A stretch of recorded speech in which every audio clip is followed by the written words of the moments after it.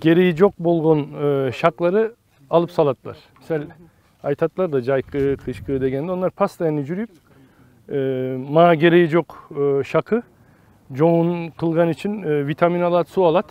Oşonları bir sezon jöngölö su, jöngölö vitamin berbeş için pastayını jürüyüp tazalaytlar. Oşol için sırttan karaganda Abreska oңой. Biz bu yakta sentralni lider Katar'a emek kılıyoruz. Birinci yıl bunday bir çubuk bol çubuğu göçötler 2021'de biz dikkende.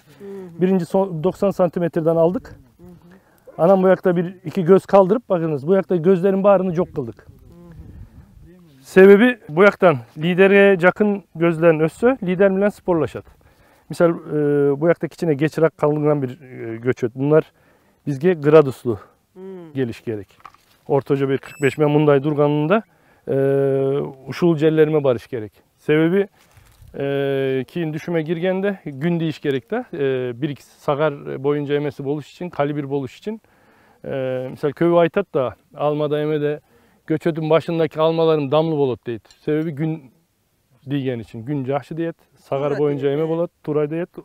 Bizde de bu yakta maksat oşonday. Biz bunu sentilenli lider katarı etaş kılıyoruz. Göçötün gücü boyunca. Misal bu birinci etaş. Biz birinci yıl kırdık.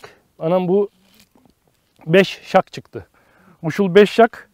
Misal birbirinin üstünde bolgonları alıp saldık. Birbirine bir şey tetmesin, birbirine gölge bol olsun deyip durup her biri başka bir çekeye karagan şaklardan çeçip jürdük. Anankin bıltır 2022'de Uşulcer'den alıp bir 80 santimetreden aldık. Kayra bir göz, iki göz zapası kaldırdık. Aslını çok kıldık. Karasanız bu gözleri çok kılganızın sebebi o şundan ıldığı çıkanların köyü. Karasanız özünce bir gradus bilen gelet.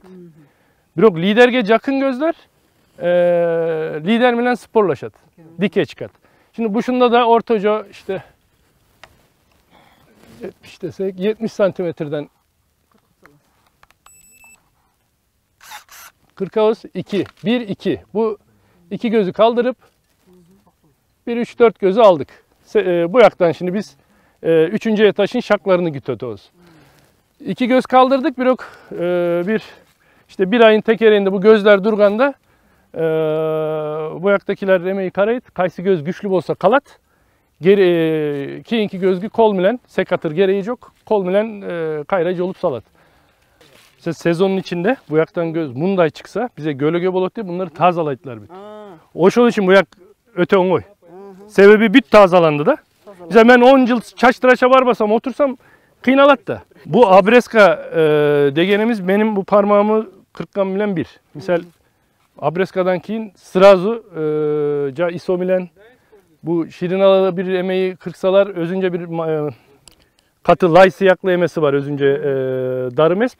Bu yakı cavuş gerekte. Misal benim bu yakım kesilip kalsa ova bunlar ova. Bu kiçinekelerin bağrı mümkün emez. Ova açık bol boş gerek.